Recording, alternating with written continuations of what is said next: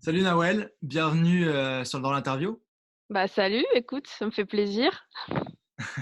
Donc aujourd'hui on est avec Nawel Alaoui qui est présidente d'agence basée à Barcelone et qui a écrit aussi un livre qui s'appelle Le monde tourne rond C'est que, ça, que j'ai eu la chance de lire cet été. Donc comment ça c'est va ça. aujourd'hui? Bah écoute, ça va très bien, on est bien, là, on est Ménorca, tout va bien, ça pète le feu, je suis prête. Super. Bah, de mon côté, moi je suis chez moi à Montréal, je viens de rentrer il y a à peu près une semaine. Et donc, bah, on avait, Ouais. on avait échangé un petit peu au début de l'été avant que je parte en road trip autour de l'Europe. Et puis, tu m'avais envoyé ton livre que j'ai eu la chance de lire aussi pendant que j'étais en Italie au bord de la piscine. Et donc, bah, Ah bah je vois que t'as bien je choisi t'avais- l'endroit, c'est bien. ouais, c'est ça.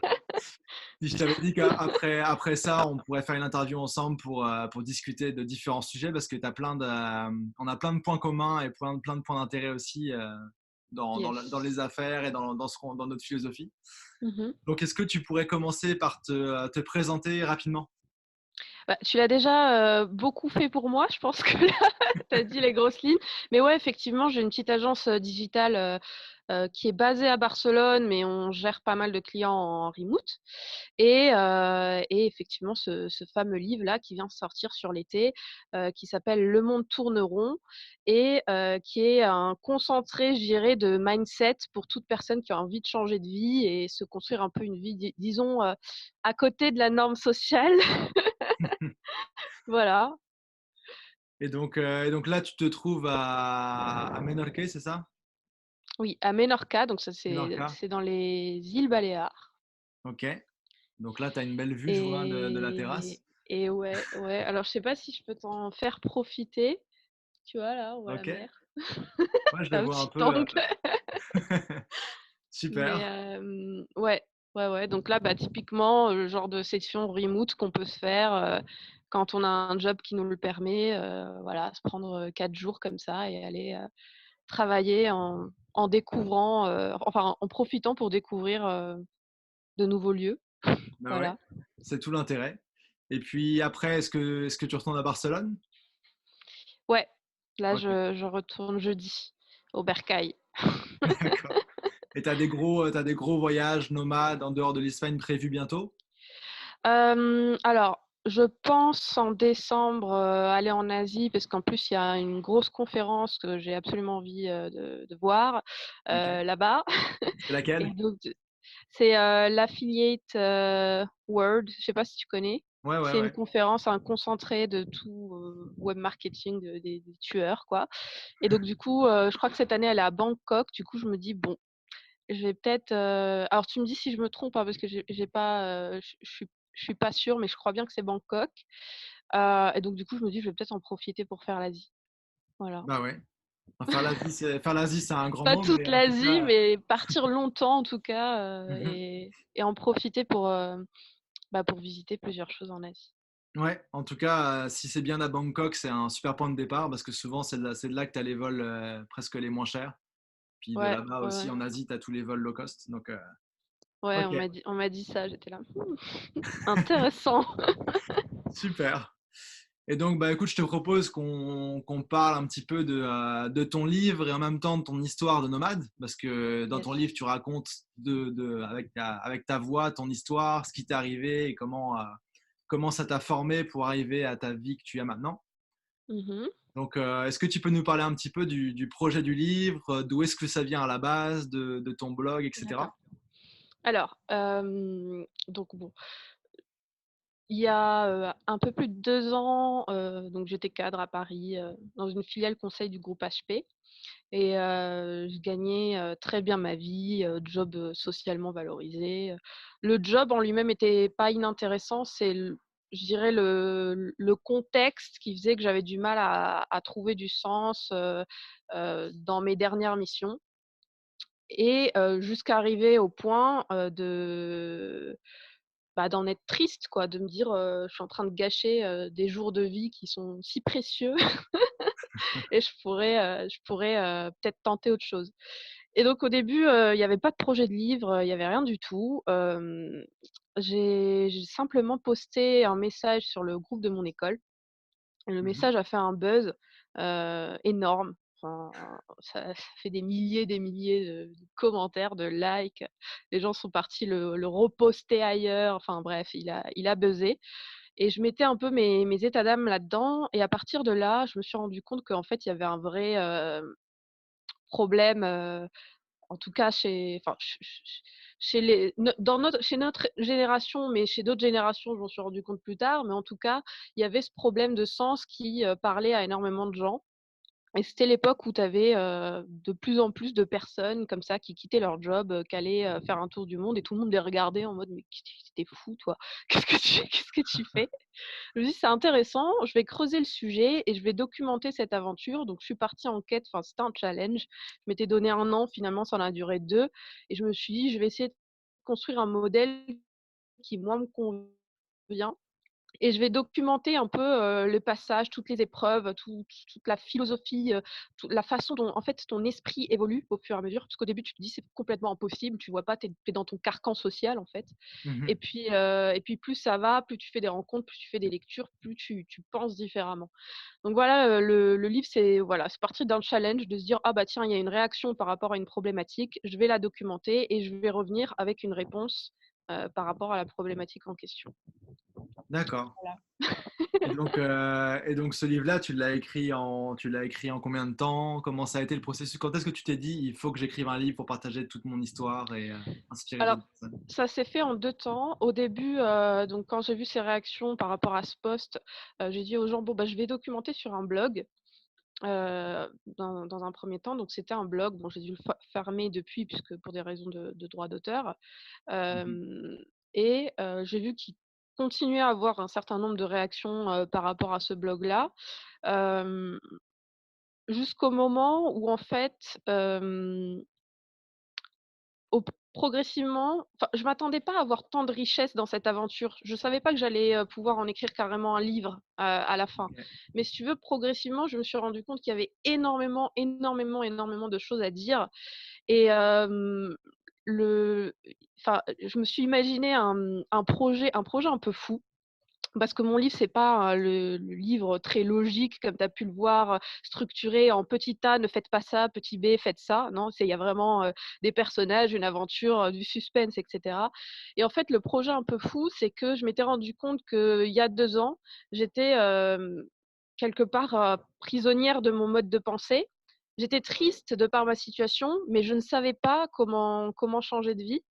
Et c'était lié à énormément de souffrances, si tu veux, émotionnelles. Ouais. Donc du coup, heu, j'ai eu un espèce de déclic à un moment en écrivant ce blog et je me suis mis en tête de libérer toute personne dans cette situation de souffrance émotionnelle, et de faire en sorte que, voilà, qu'elles aient, un certain nombre de déclics, qui moi m'ont pris, beaucoup de temps parce que, bah, tu étais pas forcément amené à avoir toutes les réponses à tes questions, sur un plateau, tu vois? Ouais. Mais l'idée c'était, je voulais écrire un livre que j'aurais aimé lire et qui m'aurait fait gagner du temps, à l'époque, tu vois? OK. Donc voilà, progressivement avec le blog, c'est devenu un objectif et à partir du moment où cet objectif était fixé, forcément, pour moi, tu crées pas forcément des déclics en s'adressant au côté, logique d'une personne. Tu crées des déclics en jouant sur son inconscient et du coup, je voulais inviter le lecteur à rentrer dans ma tête, à rentrer dans mes pensées, dans les métaphores et cetera, pour vraiment faire un espèce de jeu sur l'inconscient et aller, débloquer des choses, qui pourraient être, source enfin qui pourraient l'empêcher finalement de créer la vie de ses rêves. Mmh. Ouais, donc tu nous emmènes vraiment, moi j'ai lu le livre il est assez rapide à lire et assez, facile à lire finalement puisque c'est une histoire que tu racontes, la tienne et c'est Ouais. vrai qu'on se fait emporter tout de suite dans ton histoire, dans ta grisaille parisienne au début, puis ensuite ton voyage au Pérou et cetera et c'est un style assez intéressant parce que c'est pas juste, quelqu'un qui raconte sa vie pour raconter sa vie, c'est pas une biographie en soi. Mais il y a Mmh. aussi toute une couche de qu'est-ce que tu as appris, ton cheminement et en fait, on peut tous en tirer des apprentissages et les appliquer ensuite à nous-mêmes. Alors tu donnes Ouais. pas dans le livre des recommandations très précises de quoi faire, sais, si je suis dans cette situation-là. Mais tu nous fais vivre cette expérience-là à travers ton ressenti, ton parcours. Et je trouvais Voilà. ça assez intéressant et assez léger en fait par rapport à d'autres livres qui donnent plus des guidelines précises sur quoi faire, quand faire, etc. Ouais. C'était là tout l'enjeu parce qu'en fait, enfin, à mon sens, pour que quelqu'un puisse, trouver des réponses, finalement, on a tous les réponses en nous, quelque part, tu vois? Et Mhm. je suis assez mal à l'aise avec les lignes qui donnent des guidelines très, strictes quand il s'agit de trouver, bah, finalement son why, de trouver le sens de sa vie, de trouver la vie de ses rêves. Parce que finalement, elles peuvent pas s'appliquer à tout le monde, c'est pas possible. Chacun doit trouver Mhm. les réponses en lui. Donc c'était plus pertinent de faire vivre une aventure qui progressivement, permet de libérer les esprits, on va dire, et de Ouais. leur faire poser les bonnes questions pour que d'eux-mêmes, finalement, ils aient, un début de réflexion sur ces différents sujets. Et une question que j'avais aussi, c'était par rapport au moment où dans le livre, tu parles que tu as quitté ton boulot, tu as pris un billet d'avion pour le Pérou, il me semble, et tu es parti. Est-ce que tu peux nous parler Oui. un petit peu de ton ressenti à ce moment-là? Qu'est-ce que tu t'es dit et comment ça s'est passé en fait pour la suite? Alors moi, j'ai fait ça vraiment en mode kamikaze. C'est-à-dire que j'avais pas de plan B, j'avais pas, enfin j'avais un peu d'économie, mais bon, c'était pas folichon non plus. J'avais pas, je sais pas, de subvention ou quoi que ce soit, quoi. Enfin, j'étais vraiment sans revenu, quoi. J'ai quitté mon job, comme ça, du jour au lendemain. Enfin, pas du jour au lendemain parce que j'ai quand même, fini les projets qui étaient en cours par conscience professionnelle. Mais bon, grosso Mhm. modo, voilà, du jour au lendemain, j'ai dû, vider mon appart, vendre tout ce que j'avais, et prendre un billet et partir à l'autre bout du monde, toute seule en Amérique latine. Donc tu t'imagines que, j'ai envie de te dire, tout le monde te dit, enfin, à ce moment-là, ce qui se passe, c'est que tout le monde te dit que tu es complètement taré, parce qu'ils comprennent pas, tu as un CDI, moi j'avais, il y a certains qui partent quand ils sont dans une situation où, ils sont dans une situation d'échec. Moi non, j'étais dans une situation où je venais d'apprendre que j'étais promue. Donc tu vois, ils comprenaient pas. Tu Ouais, pars et tu viens d'apprendre exactement d'être pareil promue. pour moi. Ouais, voilà. Et d'ailleurs, c'est intéressant par rapport à ce truc de promotion parce que au contraire, au lieu de me faire rester, ça m'a fait prendre conscience que c'est pas parce qu'on m'a rajouté X euros que ça allait compenser le fait de rester dans un endroit où, finalement je trouvais pas de sens, à ce que je faisais. Donc c'était un déclic en plus. C'est-à-dire, j'attendais cette promotion et maintenant elle est là et ça me fait rien, tu vois? Ouais, Donc donc tu as compris il y avait quelque chose qui collait pas, il y avait un problème. ouais, voilà, c'était l'argent pouvait plus justifier, pouvait plus justifier de rester, en fait. Mhm. Donc il y a ça, donc tout le monde te prend pour un fou. Tu te sens un peu démuni parce que tu te débarrasses de tous tes biens matériels finalement, alors que la réussite est très associée aux biens matériels. Donc quand tu te retrouves à tout vendre et ta vie se résume à un sac à dos, tu te dis: «Putain, qu'est-ce que j'ai foutu?» donc donc voilà, non, tu es dans un état je pense qu'il faut le vivre pour savoir parce que à la fois tu as ce pôle émotionnel, hyper intense de: «Je suis pas sûr de moi, la société me renvoie que je fais n'importe quoi, je vais pas avoir de revenus, je vais plus avoir de biens matériels et je pars dans des pays que je connais pas et qui potentiellement sont dangereux». Mhm. Et l'autre pôle émotionnel qui est une bouffée de liberté. Et en fait, en général, les gens quand ils quittent, ça fait un moment qui, je vais dire un mot très fort, mais qui se sentent morts à l'intérieur. Dans le sens où ils ont plus ces regains d'émotions, d'aventure, de dépassement de soi, et cetera, dans leur quotidien. Et donc du coup, tu passes d'un statut où, émotionnellement, tu es comme ça, on va dire, Mhm. voilà, à une bouffée de liberté, une bouffée d'oxygène, une bouffée d'apprentissage. Tu vas venir dépasser tes limites, partir à l'aventure, rencontrer des gens, et finalement, c'est ça la vie. Donc c'est Mhm. terriblement excitant. Donc émotionnel et ouais, c'est voilà, c'est chargé en c'est chargé en émotions, ça c'est clair. Ouais, c'est clair. Moi, je me souviens aussi, bon, moi, c'était un peu le même genre. J'avais une très bonne position. J'étais dans le monde du marketing web développement d'applications. On m'offrait aussi une promotion et en fait, j'avais déjà prévu de partir un petit peu, mais ça a vraiment déclenché tout. C'est là qui a fait que j'ai pris mon billet d'avion, aller simple, un peu comme toi.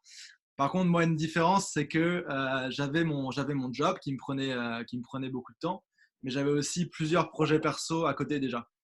J'avais déjà Ouais. des missions freelance, j'avais mon blog et j'organisais aussi des événements de e-commerce. Donc en fait, moi, quand Bah, j'ai quitté mon job et que je suis parti, j'ai continué tout ça, tous les projets qui me passionnaient plus que mon boulot, tu vois, que je voulais vraiment faire à temps plein, mais mmh, du coup en voyageant, et c'est comme ça que a commencé mon aventure de nomade. ouais. Bah, de toute façon, j'ai envie de te dire, moi, enfin, partir en mode kamikaze, l'avantage que ça a, c'est que tu as pas le choix que de réussir, puisque de toute façon, sinon tu es dans la merde. Donc du coup ça voilà, ça a une partie positive, on va dire. Après, ça a tellement d'inconvénients que c'est clair, si demain, quelqu'un frappe à ma porte et me dit: «Je veux partir, comment je pars?» Ça s'organise un départ, tu vois? Ouais. Je conseillerais pas de faire, comme ce que j'ai fait. Évidemment, c'est mieux d'avoir déjà, tenter des trucs à côté ou bien se reposer sur un dispositif existant, s'informer. Enfin, il y a des solutions pour pas se mettre en danger. Surtout, enfin, Mhm. moi, si tu veux, j'étais seule. Enfin, à la limite, si je me plantais, je plantais que moi. Moi, il y a d'autres personnes qui ont des responsabilités, etc. Ouais. Une famille potentiellement. Donc, c'est pas forcément quelque chose que je conseillerais de partir en mode kamikaze. Ouais, c'est clair. Ouais, moi, je conseillerais plutôt une approche plus de transition. De Ouais, d'abord ouais, peut-être ouais. passer à prendre des contrats sur le côté ou grossir un projet qu'on a on the side, puis après petit à petit partir et faire ce chemin-là, mais en étant ouais, entre deux, quoi.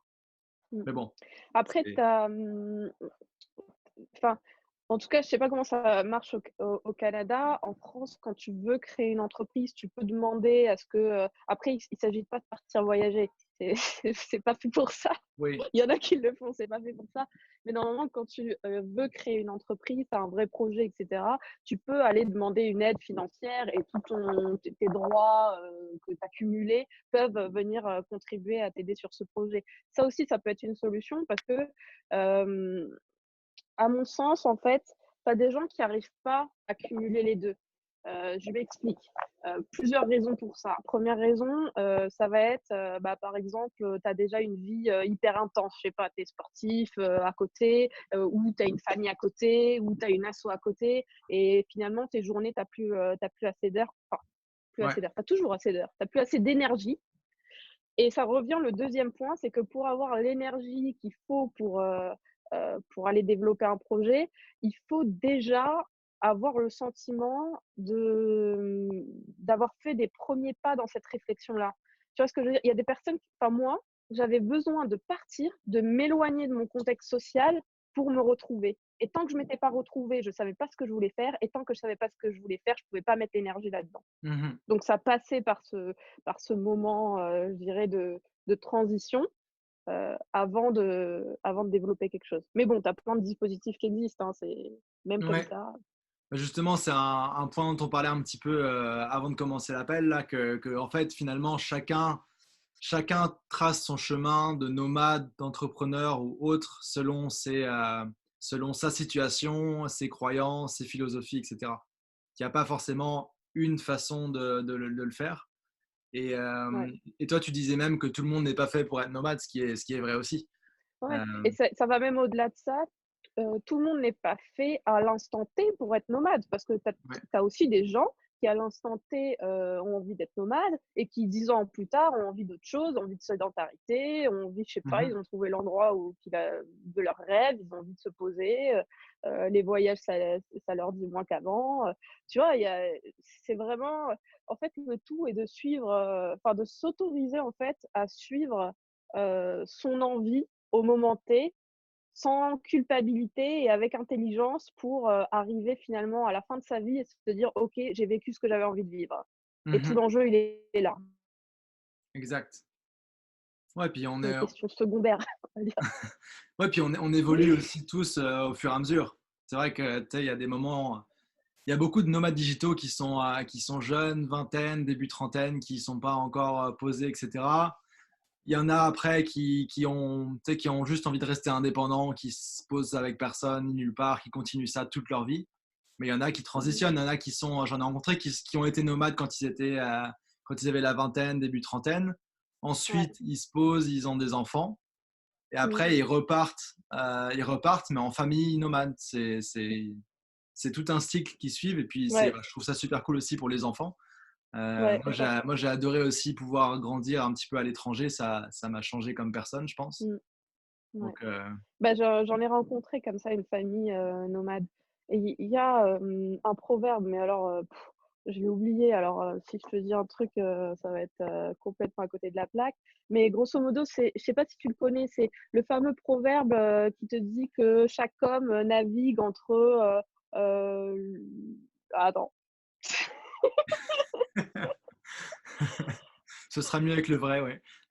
Ouais. Non, mais parce que j'allais, enfin, entre le besoin de l'arbre et la pirogue, je crois que c'est ça, mais il faut quand même que je vérifie. Alors Ok. voilà, c'est bon, je te l'ai trouvé.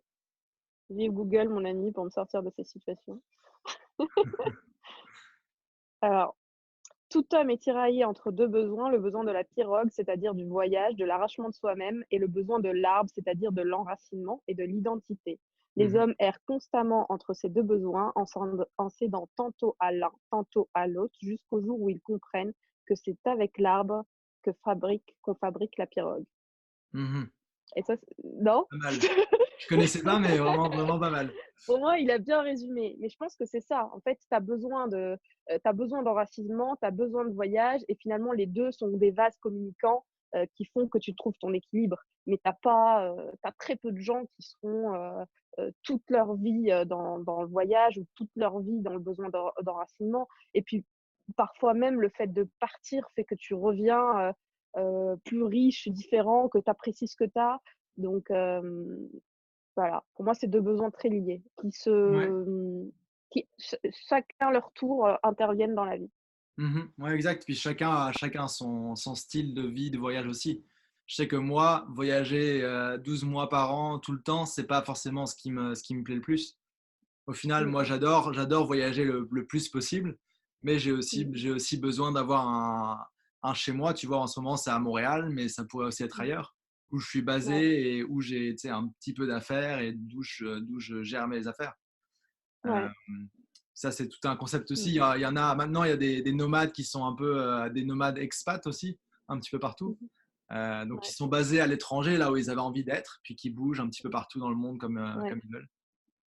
Ouais. Bah, moi, c'est un peu ça. Moi, je me suis, progressivement, on va dire, enracinée, donc je continue à beaucoup voyager. Mais avant, j'avais même pas de point tu vois, de repère, on va dire.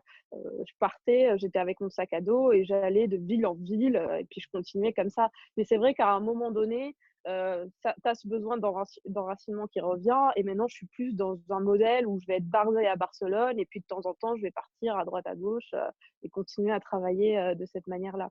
Ouais.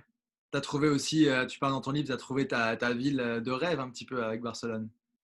Ah bah oui, bah moi, je suis pas prête de bouger là. Enfin, je dis ça, mais tu sais jamais parce que Ouais, ouais, on sait tu jamais. sais Tu vois, jamais, moi, ça fait 9 ans que je suis à Montréal. J'adore ça ici, etc. Mais l'hiver, ça commence à me peser. Et puis, je vais ouais, bientôt avoir ma citoyenneté canadienne. Donc, je me dis, tu sais, pourquoi pas bouger. J'ai beaucoup aimé Lisbonne, par exemple. Ou ouais, à voir, on verra. Mais c'est ça. Je voulais juste qu'on parle un petit peu de tout ça et de montrer qu'il y a plein de modes différents et que rien n'est figé et que tout ouais. le monde peut évoluer, quoi. Mmh Une mh. fois que justement on a fait tout le cheminement dont tu parles dans le livre, de se trouver, de comprendre ce qu'on veut vraiment faire, comment ça fonctionne pour nous et ce à quoi on croit. Ouais. C'est même je vais te dire un truc, c'est même préalable à faire ce cheminement parce qu'il y a un des éléments bloquants, en fait, dans le cheminement, c'est que les gens, réfléchissent en termes de boulot. C'est-à-dire: «Je suis pas bien dans mon boulot, je vais chercher un boulot où je suis bien, point», tu vois? Mais le problème, c'est qu'un boulot, heu, va avec, tout un ensemble de contraintes, bah, je sais pas, par exemple, tu veux être prof, bah, tu sais que tu vas avoir à faire quelques années sur Paris. Ouais, excuse-moi, ça a coupé. Non, je sais pas, je t'ai vu partir, je me suis dit: «Oh, qu'est-ce qui s'est passé?» D'accord. Non, j'ai juste été fermer une porte, mais OK, bon, je te la refais. Hem, je te disais oui, c'est un se rendre compte de ça précède le fait d'avoir ce cheminement parce que, ça peut être source de blocage. Si tu penses qu'en termes de boulot, et pas en termes d'équilibre de vie général. Tu vas Mmh. avoir tendance à chercher un job, et ce job va être associé à un certain nombre de contraintes. Par exemple, quand tu passes le CAPES en France, tu vas être prof, tu sais que tu vas avoir un certain nombre d'années dans des villes que tu n'aimes pas. Bon, bah voilà, si toi, ton kiff, c'est d'être au bord de la mer et que ça fait partie de ton équilibre, bah, tu seras pas forcément bien dans ce job-là, même si l'enseignement te plaît. Donc, Ouais. au final, les gens se disent: «Bon, bah, ça, allez, je laisse tomber», et ils passent au prochain job. Bon, beh, est-ce que je pourrais faire ça? Oui, mais il y a tant, tant, tant, tant, tant de contraintes. Alors Mmh. que si tu réfléchis en modèle, tu te dis simplement: «Moi, dans ma vie, ce qui est important pour moi, ça va être», par exemple, moi, je te dis, ce qui est important pour moi, c'est le soleil, être, pas loin de la mer, avoir du temps pour faire, plein de projets, sympas, avoir un revenu, décent, avoir, cette capacité, d'être libre de mes mouvements, tu vois? Tu identifies, en fait, certains piliers et après tu te crées ton modèle. Alors que si tu penses en termes de job, tu es bloqué, en fait, parce que tu n'arrives pas à trouver un job qui match avec tous Ouais. tes critères et donc du coup, tu restes dans l'inaction et tu avances pas. Donc il faut avoir conscience, avant même de faire un cheminement, de se dire: «OK, j'identifie d'abord ce qui est important pour moi et après je vais essayer de me construire un modèle qui, en s'équilibrant, va m'apporter ces choses-là». Je sais pas Mmh. si c'est clair? Ouais, ouais, c'est très clair. Ça fonctionne un petit peu comme un tout. Si tu es pas heureux d'un côté, tu seras pas heureux au global parce que ça tu seras toujours déséquilibré par rapport à tout ça. Oui, Et c'est ça et puis si tu te focalises que sur la dimension pro, tu risques de jamais construire un modèle qui dans sa globalité te permet d'être heureux. mmh Très cool. Et puis, bah, écoute, avant de passer à un autre sujet, étant donné qu'on est dans le thème du livre, est-ce qu'il y a des livres qui t'ont inspiré ou à la fois pour écrire ton livre, mais aussi dans ta philosophie de vie, que tu pourrais nous recommander? Alors oui, il y en a énormément. Après il y en a qui reviennent beaucoup. Moi j'ai particulièrement aimé La loi de l'attraction. Je pense que dans le livre ça se voit. Mmh. J'ai beaucoup aimé, les 4 accords, Toltec. Ouais. La semaine de 4 heures, j'ai beaucoup aimé aussi. Quelques livres de Laurent Gounel, je trouve que lui aussi fait ce travail d'écriture, où, tu te laisses perdre dans une histoire et entre avant et après, le livre, tu as l'impression d'avoir changé, tu sais pas trop comment et j'aime bien enfin, Ouais. en tant qu'auteur, j'aime beaucoup. Bah, voilà, écoute, c'est déjà pas mal. Je dirais que c'est les 4. Ah si, La prophétie des Andes, j'ai beaucoup aimé aussi. OK. Ah, celui-là, je connaissais pas. Je regarderai. Voilà. Parfait. Et puis donc je parlais d'un autre sujet que j'avais en tête. Maintenant, Nawel, tu as une agence de marketing basée à Barcelone Mmh et d'Haïti, et de Haïti on aussi, c'est développe. vrai. Est-ce que tu peux nous parler un petit peu de ton activité, de en quoi cette activité-là match avec toi, ce que tu voulais faire au niveau professionnel? Et puis, Mmh. on va partir de là. OK. Donc, mon activité aujourd'hui est divisée en 2 pôles. Donc, moi, je vais aller, gérer des projets, principalement, IT, donc créer des plateformes pour des grosses boîtes ou pour des entrepreneurs qui se lancent ou pour des startups et cetera. Donc je vais vraiment gérer le projet. Mmh. Hem, c'est ce qu'on appelle donc, un Scrum Master. Scrum Master, c'est OK, une ouais. sorte de coach en entreprise qui vient, faciliter les relations en entreprise et permettre au projet de voir le jour. Donc c'est un peu l'équivalent de notre chef de projet, sauf que, avec un peu plus de coaching, on va dire. Ouais, ouais. Bah, je connais bien. Et Moi, mon job justement que j'ai quitté, j'étais product owner.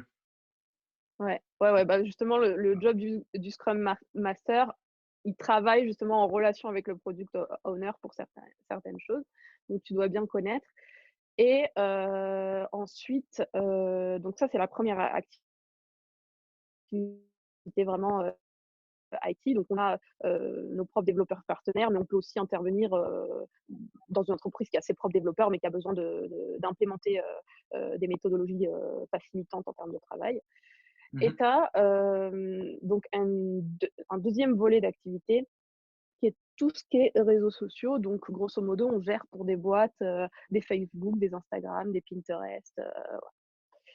Donc En quoi maintenant ça répond à mon besoin? Bon, je dirais, je te dis, si je réfléchis en modèle, aujourd'hui, donc l'activité IT me demande quelques réunions sur place, mais bon, c'est du 4 réunions, par, je sais pas combien, tu vois? Donc c'est minime, on va dire. Donc je Mmh. peux quand même, la grande majorité du temps, travailler à distance. Donc l'aspect, tu sais, quand tu te rappelles quand je t'ai dit les 5 piliers, de mon modèle, l'aspect remote, il est là. Mmh. L'aspect, revenu, il est là. Non, mais voilà, enfin, ensuite, voilà, l'aspect, de pouvoir vivre dans une ville que j'aime. Bon, là, je suis à Barcelone, j'ai ma mer, j'ai mon soleil, j'ai enfin, en gros, ça répond à ces piliers-là de modèle de vie. Mmh. Maintenant, en quoi ça répond en termes, de sens? Donc moi, je suis passée d'un modèle, très, chefferie de projet, on va dire, à un modèle, Scrum parce que, bah, j'aime, tout ce qui est, coaching, voilà. J'ai passé, pendant que je faisais mon tour du monde, j'ai passé une certif de coaching, j'ai passé ma certif, Scrum, j'ai fait 2 ans de doc de psycho. Je raconte dans mon livre d'ailleurs, un Ouais. des stages, où j'étais en maison de retraite comme ça à essayer, donc tout ce qui est, lié à la motivation et à l'humain, m'intéresse, et dans le livre, tu le vois, je pense, enfin, tout ce qui est schéma de pensée, en fait, m'intéresse, on va dire. Donc Ouais. du coup, c'était une manière d'allier, mes compétences avec mes centres d'intérêt, plus le fait que ça réponde à ce modèle-là.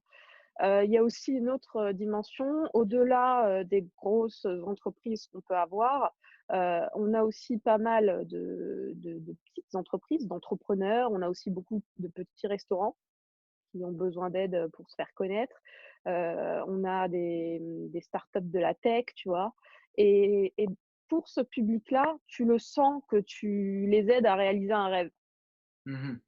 Et ça fait vibrer parce que tu vois, les étoiles dans les yeux, ils sont là, ils sont avec leur petit projet, ils veulent absolument que ça marche, ils soulèvent des montagnes pour ça. Des fois, ils mettent vraiment tout leur temps, toute leur économie pour ça. C'est pour eux, c'est un vrai projet de changement de vie et Ouais. tu les aides, alors à ton échelle, hein, on s'occupe que des social media, mais tu les aides à ton échelle à faire en sorte que leur projet, prenne forme et cetera. Donc ça aussi, bah, forcément, je vais te dire, ça fait Ça te plaisir. parle. Je suis désolée, il y a le tonnerre là, j'ai Ah dit ouais, j'entends ça, pas. le ciel a validé quoi. J'ai pas entendu, mais ouais, c'est vrai que ça a un peu changé depuis tout à l'heure. Ouais. OK, excellent. Beh, et donc là-dedans, bah, comment en fait, donc dans le livre, tu racontes comment tu es arrivé à Barcelone et cetera. Comment est-ce que tu as trouvé cette idée qui finalement comment on dit? Coche toutes tes cases? Et comment tu as lancé ce projet-là? Tu l'as mis sur pied, tu as trouvé, tes premiers clients, puis tes deuxièmes, troisièmes et tes collaborateurs? Heu, bah, déjà, je vais répondre en 2 temps.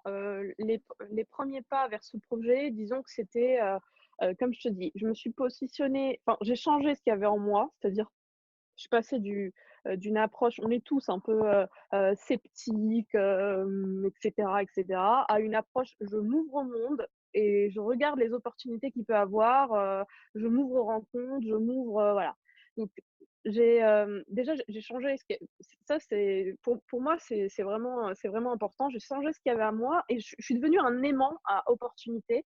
Donc j'ai rencontré, complètement par hasard, mon associé, d'aujourd'hui. Enfin, je sais pas si tu te rappelles dans le livre, mais en gros, c'est une personne en Australie qui m'a dit: «Il y a une fille en Espagne que tu vas aimer». Je savais même pas que Ouais, j'allais ouais, ouais. atterrir en Espagne et puis, enfin, vraiment tout s'est présenté un peu, tiens, tu vois?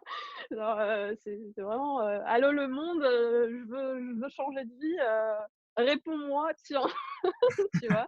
Et voilà Donc, ta partenaire. donc non, mais c'était un peu ça.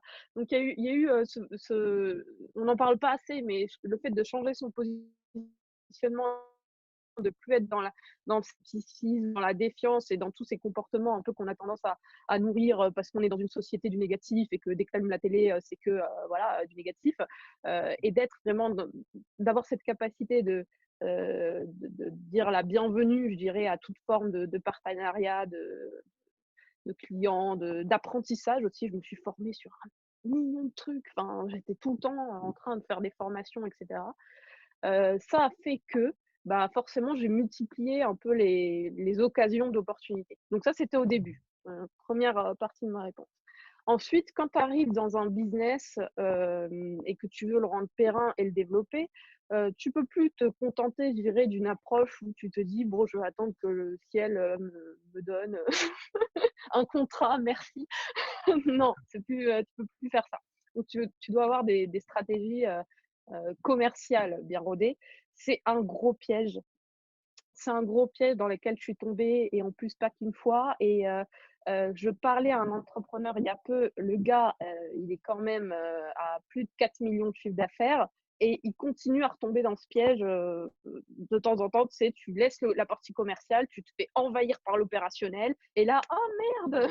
J'ai Ouais. pas j'ai pas signé de contrat, tiens, c'est bizarre», tu vois?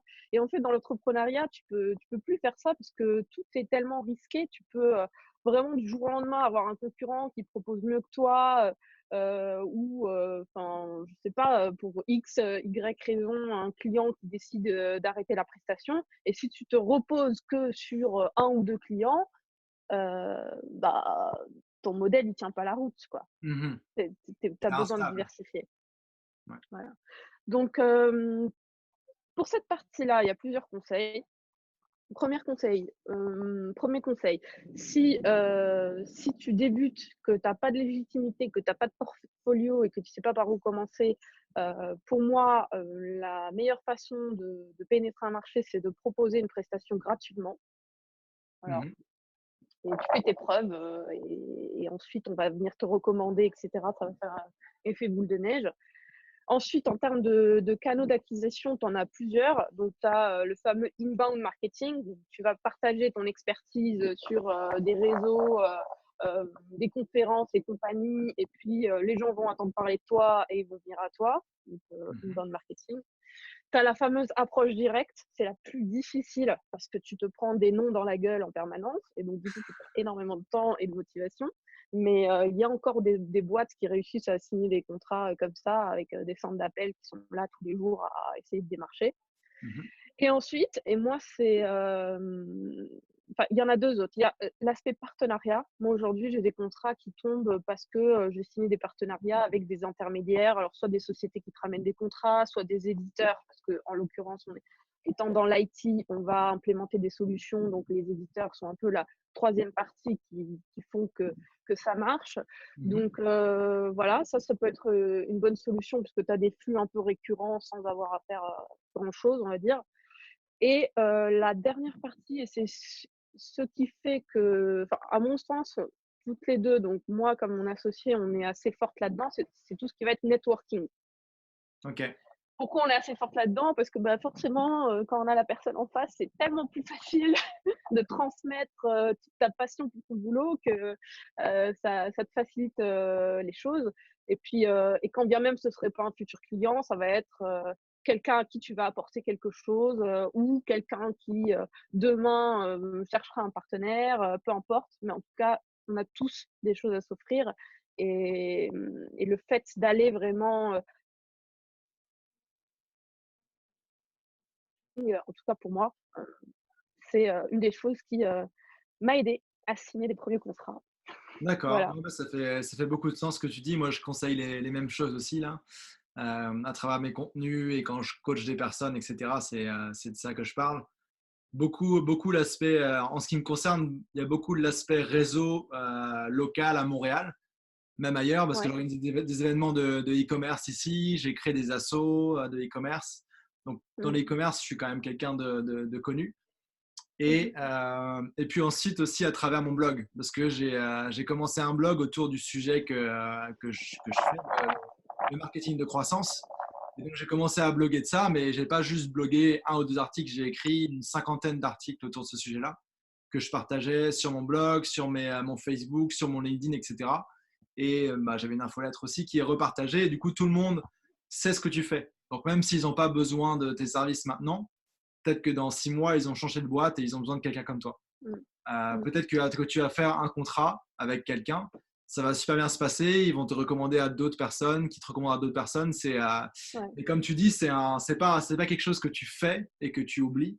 La prospection et Ah ouais. l'inbound, c'est quelque chose qu'il faut incorporer dans une routine Ouais. hebdomadaire ou mensuelle. Et Ouais, c'est comme te laver les dents, en fait. Si tu fais pas, enfin moi c'est ça.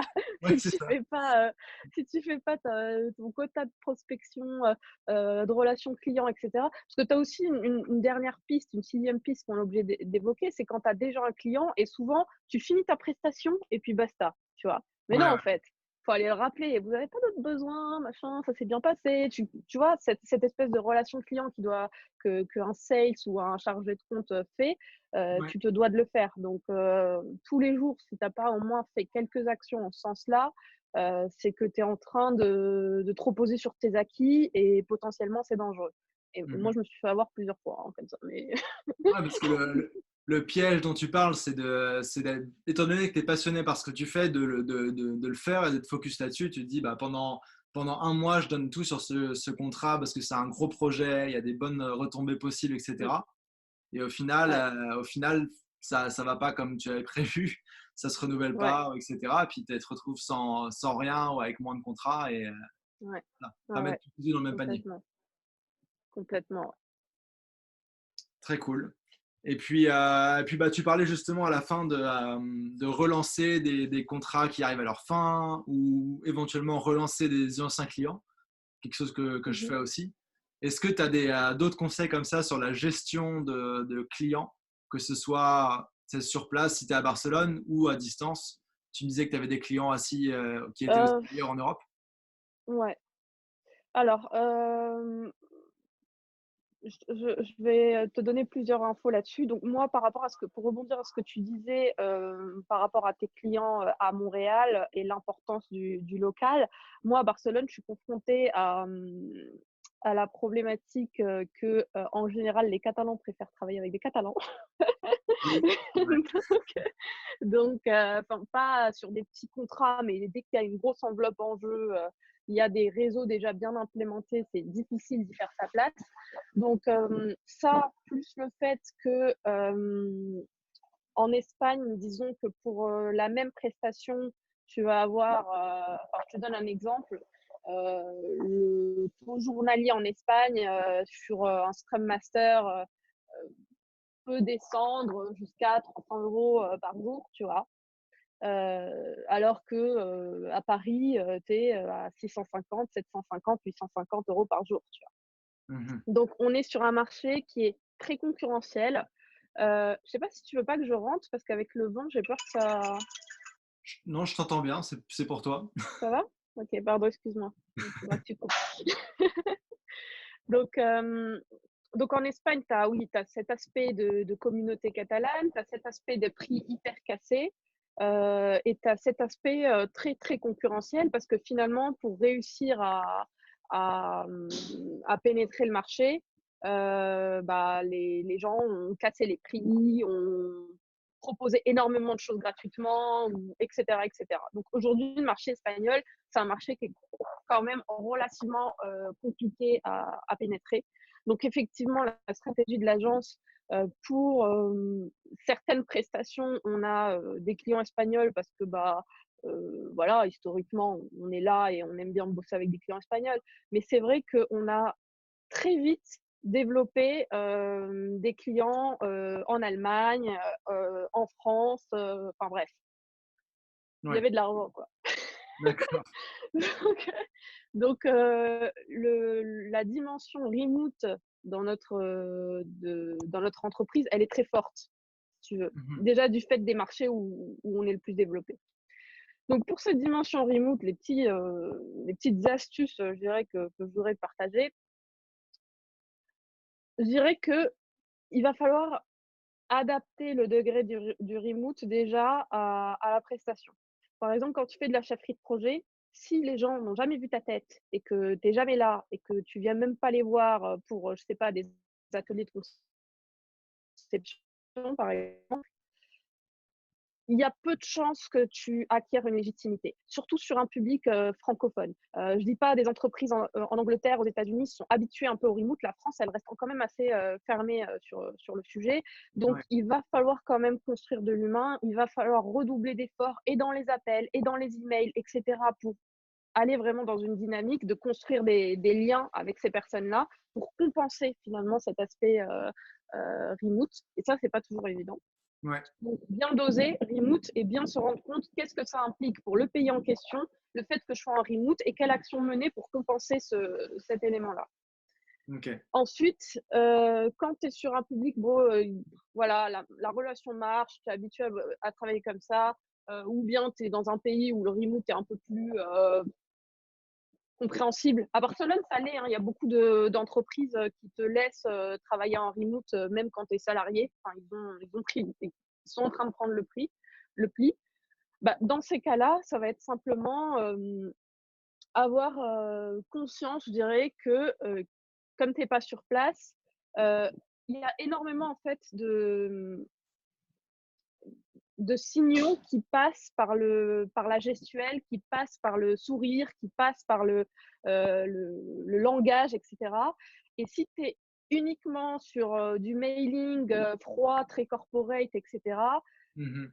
pour moi, oui, tu vas faire la prestation, peut-être que tu vas la faire très bien et peut-être que le client va te recontacter, mais si tu veux ajouter ce petit plus de commercial, il va falloir aller au-delà de ça Ouais, et voilà, essayer de vraiment axer sur cette partie sociale parce que finalement, un client qui reconduit, il peut reconduire pour tes compétences, mais il peut reconduire pour tes compétences, mais j'ai envie de te dire, il y a tellement de gens qui ont les mêmes compétences que toi que ce qu'ils cherchent, c'est le petit plus. Donc, ouais, ouais. soit tu es excellent dans une des compétences et tu as un petit plus, soit en termes de relation client, tu as un petit plus, mais en tout cas, tu vas devoir toujours chercher ce petit plus-là parce Mhm. que bah, derrière, il y en a, je sais pas combien, qui veulent bosser en remote et qui sont prêts à prendre ta place. Donc, si tu la joues pas sur la relation humaine et de confiance, et ben tu perds la partie d'avance, quoi. Exact. Ouais, moi, ce que j'aime bien faire, ce que je dis souvent, c'est si, si tu es comme moi et que tu reviens de temps en temps où tu es basé, comme toi aussi, où tu es à Barcelone, quand on peut avoir un petit client face à face, c'est beaucoup mieux, même s'il faut se Ouais, déplacer, etc., de temps en temps. Mais moi, ouais, j'essaie même de garder, quand je suis à distance, un appel une fois par semaine environ, en ouais. vidéo. Bah, c'est le rythme. Ouais, en Ouais. vidéo. Et je trouve que ça, étant donné que la personne t'a rencontré en personne, c'est plus Mmh. facile, tu sais, elle te connaît de base, mais Ouais. tu maintiens cette relation avec la vidéo. Et puis même si ton client est pas là où tu es basé, tu sais, tu parles de Mmh. clients en Allemagne, en France, etc. Ouais. Aujourd'hui, ça coûte pas grand-chose d'aller faire un aller-retour pour voir un gros client potentiel dans un pays Mmh. qui est autour. Ou alors, ça peut être une bonne excuse pour aller faire un voyage dans ce coin-là. Donc, il y a Voilà, des exactement. solutions là-dessus. Et puis aussi, je pense que, on en revient à ce double besoin d'enracinement, slash, aventure. Je pense qu'on a tous besoin de créer des relations. Au final, moi, quand je vais voir un client, je le vois pas comme, une corvée. Je suis contente, en fait, parce que, bah, en fait, il y a quelque chose qui se joue à ce moment-là. Il y a une relation humaine qui se crée, il y a une confiance qui se crée. Tu vois la personne en face, tu comprends certaines choses en plus que tu avais pas forcément compris à distance. Et donc, tu réponds finalement à un besoin du client, mais un besoin qui peut être tien également, quoi. Ouais, ouais, ouais, c'est sûr que le freelance qui est tout seul dans son coin, etc., c'est pas viable. Ouais. On est des Et êtres si tu es tout, sociaux. ouais, tout seul dans ton coin, tu vas pas dans un coworking, tu es inscrit dans aucune communauté, tu vois jamais tes clients, je pense que certains doivent ne pas se sentir super bien dans cette situation. Enfin, en tout cas, moi, je suis quelqu'un de très sociable et j'ai besoin d'avoir un minimum de contact par rapport à ça. Ouais, bah moi je suis pareil aussi. Écoute, on approche de la fin de l'interview. Alors, une petite chose que je fais souvent à la fin de l'interview, c'est de poser des questions rapides, des questions éclairs pour te connaître un petit peu mieux et donner un petit peu te connaître un petit peu mieux, quoi. Oui, Dis-moi, donc la première question rapide, c'est quel pays tu as préféré comme nomade? Chili. Chili. Ok. Bah, je suis intéressé. Moi, j'ai été au Chili. J'ai passé, je pense, 2 semaines et quelques en tout. Mmh. Qu'est-ce que tu as aimé là-bas? Et dis-moi un peu plus. Bah, tu vois, quand je te parle de modèle, enfin là, je t'ai évoqué, 5 piliers rapidement, mais en fait, ce qui constitue ton bonheur, il y a énormément de choses, qui constituent ton bonheur et c'est vrai que quand, tu es dans une, c'est vrai que quand tu es dans la société, tu as l'impression que ce qui va te rendre heureux, c'est, d'aller acheter, une nouvelle fringue, d'aller faire un nouveau resto, d'aller t'acheter l'iPhone, et cetera et cetera. Et moi, je si tu veux, je me demandais, enfin, j'avais envie de comprendre ce qui me rendait heureuse et c'est au Chili que je l'ai trouvé. Donc Mmh. émotionnellement, pour moi, le Chili, c'est Oui, oui, je me souviens du c'est passage voilà. dans le livre. Ouais, ouais, ouais. Donc ouais, au Chili, donc moi j'ai pas fait des, enfin je suis pas restée très longtemps dans des grosses villes. Je suis, directement allée, faire du woofing, aux côtés de locaux et c'est dans ce mode de vie, ultra simple que j'ai réalisé, tout un tas de choses, et ça a été vraiment la base ensuite pour construire mon modèle. Donc pour moi, il y a OK. des gros déclics qui se sont faits là-bas, et qui m'ont fait réfléchir. Bon, ça va être, ouais, qui m'ont fait réfléchir sur un peu tout, mais enfin, tu sais, je parle de la notion de beauté, je parle de la notion de possession, le fait que de rien avoir parfois, je sais pas, c'est libérateur. Enfin, il y a énormément de critères où je me suis rendu compte, ah bah tiens, ça me rend heureuse et j'en avais absolument pas conscience avant. Et Mmh. donc, ça a été vraiment la base derrière pour construire mon modèle. C'est vrai que quand tu es dans des endroits woofing au Chili, un peu éloignés des villes, en fait, les gens vivent un peu à l'ancienne, je dirais. Je te parle pas de la capitale, hein, c'est pas le cas, mais moi là où j'ai eu mon expérience, ils vivaient, sans électricité courante, sans eau courante, enfin l'ami que je m'étais fait là-bas, n'était jamais allé au cinéma de sa vie, tu vois? Il comprenait même pas l'intérêt du maquillage. Il disait: «Mais pourquoi les filles, elles se mettent de la peinture sur la gueule? Je comprends pas», tu vois? Et en fait, tu as cette espèce de naïveté, qui te renvoie à ton modèle social et tu commences à le questionner, là où quand tu es dedans, tu le questionnes pas. Ouais, ouais, ouais, je vois. Donc c'est plus symbolique que, oui, tu as répondu à la question, c'est peut-être moi qui l'ai mal posée. C'est le pays que tu as préféré en voyageant, c'est ça? Ouais. Mais Ah le si je reformule la question en mode, ton pays préféré en tant que nomade digital, par exemple? ah bah, c'est là où je suis. C'est là où C'est tu es? l'Espagne, c'est OK, Barcelone. parfait. Alors ensuite, deuxième question, est-ce que tu as un hack ou une astuce de voyage cool à nous partager? Allez voir du côté, enfin inscrivez-vous, sur les newsletters de Voleta et Vueling parce que, régulièrement ils font des, one day, prix cassés, tu vois? OK, Et quand tu es là le bon jour, tu peux avoir, enfin moi, j'ai fait, pas mal de voyages à 25 € le billet, en ayant réservé ces jours-là. d'accord, OK. Donc un petite astuce pour économiser sur les billets d'avion. Donc, Vueling, c'est en Europe et Voleta aussi. Ouais, Ouais. ouais. Bon après faut voir, il y a pas tous les aéroports, OK. mais Vueling c'est quand même assez, je pense qu'il y a de quoi faire. Ouais, ouais, moi je me souviens que j'avais pris un vol justement Barcelone-Budapest en Vueling qui était vraiment pas cher.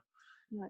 Donc je Ouais. confirme. Bah, moi, j'ai fait, Barcelone, les Canaries, donc les Canaries, je sais pas, en face du Maroc, 25 €. J'ai fait Barcelone-Francfort, 25 €. Ouais, Enfin bref, c'est assez fou. Si tu t'y prends au bon moment, tu peux vraiment, mais vraiment voyager pour, moins que le prix du taxi qui t'amène à l'aéroport. ouais. OK. Et ben, on note. Est-ce que tu voyages ou tu as voyagé avec un accessoire insolite? Bah, pas vraiment, parce que je suis très minimaliste dans ma façon de voyager. Mmh. Je fais en général mon sac le matin même, du vol en question. Donc, grosso modo, ça consiste à jeter, une brosse à dents et 3 tenues de rechange, dans un sac à dos et m'en aller. Donc, j'ai pas trop le temps de penser à un accessoire insolite, je t'avoue. OK. Et tu parles dans ton livre, tu parles d'un collier, il me semble, ou quelque chose comme ça, un bracelet? Ah bah, alors ça, c'est pas que en voyageant pour le coup, c'est tout le OK, temps. Bah, là, j'en ai un d'ailleurs. OK. Bah, ça, c'est une habitude que j'ai pris, bah, quand je suis partie. En fait, à chaque fois que j'ai un nouveau défi, je me fais une promesse à moi-même, je mets un collier et comme ça tous les jours, je l'ai dans la glace et je me dis: «Vas-y, faut que tu y ailles, tu te l'es promis, c'est Mhm. parti, va falloir y aller». Donc C'est- ouais, ça c'est une petite astuce, développement perso, un peu plus générale mais qui fonctionne. Ok. Non, je parlais de voyage parce que je sais que tu en parles dans ton livre qui est quand même pas mal relié au voyage aussi. Ok, Ouais, ouais. très cool. Et puis, toute dernière question, où est-ce qu'on peut te retrouver en ligne, Nawel? Alors, dans plusieurs endroits. Donc, non, bah, si vous avez besoin de conseils sur tout ce qui est marketing digital, IT ou d'une aide par rapport à ce type de projet, ça va être le site de l'agence. Donc, l'agence, c'est www.rocketagency.co, pas .com, .co, Ouais, ouais. ou par mail à hello@rocketagency.co. Donc ça va être vraiment toute la partie web marketing, méthodologie agile, IT, etc. Et ensuite, bah, pour le bouquin, le mieux, je dirais, c'est directement le site de mon éditeur, finalement. Ouais. Donc si tu veux, je te l'enverrai par mail parce que le lien est un peu long. Mais l'éditeur s'appelle Nombre 7. Et sinon, au-delà de ça, il est référencé sur les plateformes classiques. Par exemple, pour l'e-book, tu vas avoir Kobo, Kindle. Voilà. Normalement, tu tapes Nawel à la oui, le monde tourne rond, tu le trouves. Ouais, ok, parfait. Bah, je partagerai ces liens-là et le lien du livre en particulier. Et puis, bah, je vous encourage tous à le lire parce que c'est vraiment très inspirant comme histoire. À travers ton histoire, ta transformation, il y a des choses qui se passent quand on le lit, soit des nouvelles choses, soit des souvenirs quand on est déjà passé par là, qui sont super, super intéressants. Donc, merci beaucoup, Nawel, pour ton temps et je te laisse profiter de Menorca en Espagne. Merci, salut, au revoir, merci beaucoup. Ciao.